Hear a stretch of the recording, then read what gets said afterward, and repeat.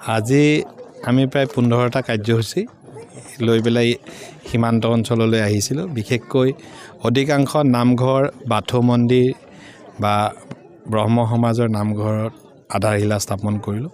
তাৰ লগতে আজি দিনটো বিশেষভাৱে উল্লেখযোগ্য দিন। আজি বাথৌ পূজা হৈছে।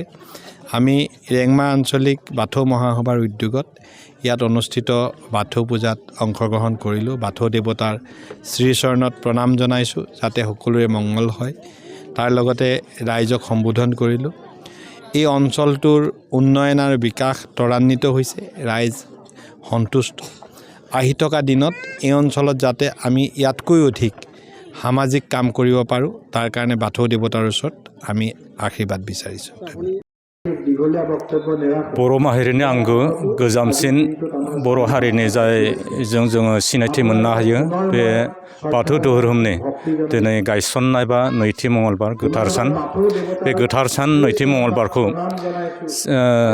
रेंमा बियाब बाथौ गौथुमा जयन्तिपुर रंजालि नगराव दिनै खुंफुंदों आरो बे खुंफुंनाय हाबाफारियाव बिथांमोना गाहाय आलासि महरै सुरभतार बियासनि एमएलए बिश्वजित फुकन बिथांखौ लाबोदों आरो बिथाङा आसाम दर्शननिफ्राय जा रां अनसुंथाइ होदों बेखौ दिनै अन्थाइ खाम्फा गायसनबाय।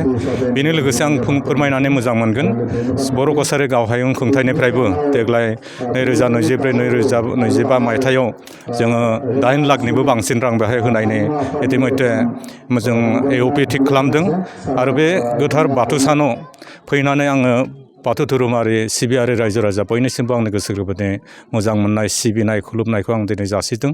आं मिजिंथियो दिनै जितु बे ओनसोलनि बाथौ धोरोमनि रायजो राजाफोरनि नुजाथिफैनाय बेनि जे माने समायना जे आब्रुथियै बेयाव खुंनो नादों बेयो जोंनि बर' हारिखौ जौगाहोनायाव गोबां मदद होगोन। लोगोसे जोंनि बे माने थांनाय 2018 बोसोरनिफ्राय जितु आसाम सरकारा बे दिनैनि सानखौ मोनसे माने गनायथि होनानै बाथौ सान बा बाथौ धोरोमनि गोथार जोनोम सान हिसाबै होदों। आं बेनि थाखाय आसाम सरकारखौबो दिनै साबायखर जासियो आरो गासैबो बाथौ धोरोमनि रायजो राजाखौ आं बे खाबुआवनो आंनि सिबिनाय मोजां मोननायखौ जासिनाय जाबाय। गोजोन्थों।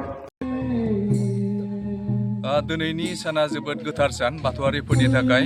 दिनै गोथार मंगलबार सानजों लोगोसेनो दिनै गोथार बाथौ सान। बे गोथार बाथौ सानखौ दुलाराय बुहुमावनो बर' माहारिफ्रा सिबिदों। बे लेखायैनो जोंबो रेंमा बियाब दुलाराय बाथौ गौथुम जानानै बे गोथार सानखौ जोङो सानसेनि हाबाफारि लानानै गाजा गोमजायै फालिदों। दा बे हाबाफारि बादियै जोङो गिबियावनो जोंना हाबाफारि बादियै जोङो थानसालि फोसाबनायनिफ्राय लानानै धोरोमारि फिरफिला बिरहोनाय, गोथैसि बावनाय आरो बेखौ बे गोथार सानखौ लोब्बा लानानै जोङो मोनसे गेवलां मेलनिबो हाबाफारि लादों। बे गेवलां मेलाव जोङो गाहाय आलासि महरै जोंनि सुरभतार हालामनि हालामगिरि मानगोनां मुस्रि बिश्वजित फुकन बिथांखौ जोङो खावलायदों। जों खावलायनाय लेखायै बिथाङा जोंनि गेवलां मेलाव नुजाफैदों आरो लोगोसे बे गेवलां मेलखौ जोङो बेखेवनो थाखाय जोंनि बर' कछारी अट'नमास काउन्सिलनि जोंनि इएम मानगोनां प्रदीप स्वर्गियारि सारखौ जोङो खावलायदोंमोन। बे लेखायैनो बिथाङा नुजाफैनानै जोंनि गेवलां मेलखौ बेखेवनानै होलाङो आरो बेजों लोगोसे जोबोद मोजां मोनसे हाबाफारि लादों जोङो। बे हाबाफारियानो जाहैबाय दुलाराय बुहुमनि गासैबो जिब मुलुगनि गासैबो जिबफ्रा जाहाथे गोजोन खौसे अनलायलायनाय गासैबो जयै बुहुमाव थांनानै थानो हायो। बिनि थाखाय जोङो 500 एबा 500 साखि फोजोंनायनि जों मोनसे हाबाफारि लादों। बियो दान्दिसे समनि उनावनो जासिगोन जोंनिया। आरो आं नैबे समाव आं मोनसे बर' हारिनि थाखाय मोनसे फोसावनो सानदों। जोङो बुहुमाव थांनानै थानांगौब्ला जिखि जाया मोनसे हारि, जिखि जाया मोनसे धोरोम, जिखि जाया मोनसे हारिमुखौ बजबनानै लाबानो जोङो बुहुमाव थांनानै थानो हायो। नाथायबा जोङो मोनसे हारि एबा मोनसे फोलेर हिसाबै थांनानै थानांगौब्ला जोङो जोंनि गावनि आंगो सोरजि धोरोम, हारिमु, आसार खान्थिखौ जोङो बजबनानै लानांगोन। अब्लासो जोङो बुहुमाव थांनानै थानो हागोन। मोनसे बर' माहारि, बर' फोलेर हिसाबै जोङो गनायथि मोननो हागोन। आं बेखौनो दिनैनि बे गोथार बाथौ सानाव बयनिसिम आङो खावलायगोन जे गासैबो बुहुमनि गासैबो बर' हारिफ्रा बाथौ धोरोमखौ बजबनानै लानांगोन। बाथौ धोरोम बजबनाय माने बर'आ थांनानै थानाय, बाथौ माने बर' माने बाथौ। बेखौनो आङो बयनिसिम खावलायगोन।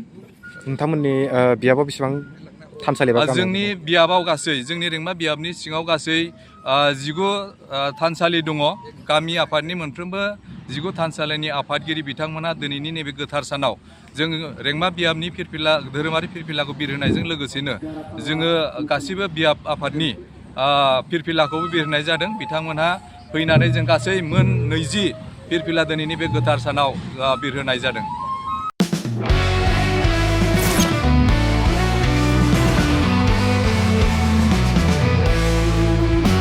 नोंथांनि जिउआव जायखिजाया खामानियावनो हेंथा नुजाथिदों नामा? गोब्राब नाजासेयावबो जिउआव जाफुंसारनायखौ मोननो हायाखै नामा? जुदि नोंथाङा बेफोर बायदि जेंनाफोरजों मोगा-मोगि जानांदोंब्ला बे खेबनिफ्राय जिंगासिनांगौ गैलिया। मुलुग दरबाराव तन्त्र मन्त्रनि थाखाय बयनिख्रुइबो मुंदांखासिन थावनियानो जादों मायां। मायांखौ साधु बिद्यानि रायजो होननानैबो मिथिनाय जायो। बे मायांनिफ्रायनो तान्त्रिकनि सोलोंथाइ लानानै फैदों मुंदांखा रबि कबिराजा। बिथांनिफ्राय नोंथाङा नोंथांनि जिउनि गासिबो रोखोमनि जेंना जेंसिफोरखौ सुस्रांनानै लानो हागोन। बिसि फिसायनि गेजेराव जेंना, गोसो थोनाया गारनानै थाङोब्ला लाबोफिननाय, जुलिनि जेंना, साख्रि मोननो हायै, हा-हु, धोन सम्पथिनि जेंना, बायदि बायदि जेंनानिफ्राय उदां जानो एबा सुस्रांनानै लानो थाखाय नोंथाङा दिनैनो दानो जगाजग खालामनो हागोन रबि कबिराजखौ। रबि कबिराजखौ जगाजग खालामनो थाखाय मबाइल नाम्बार 7099193841 एबा 7086047381 आव कल खालामनो हागोन।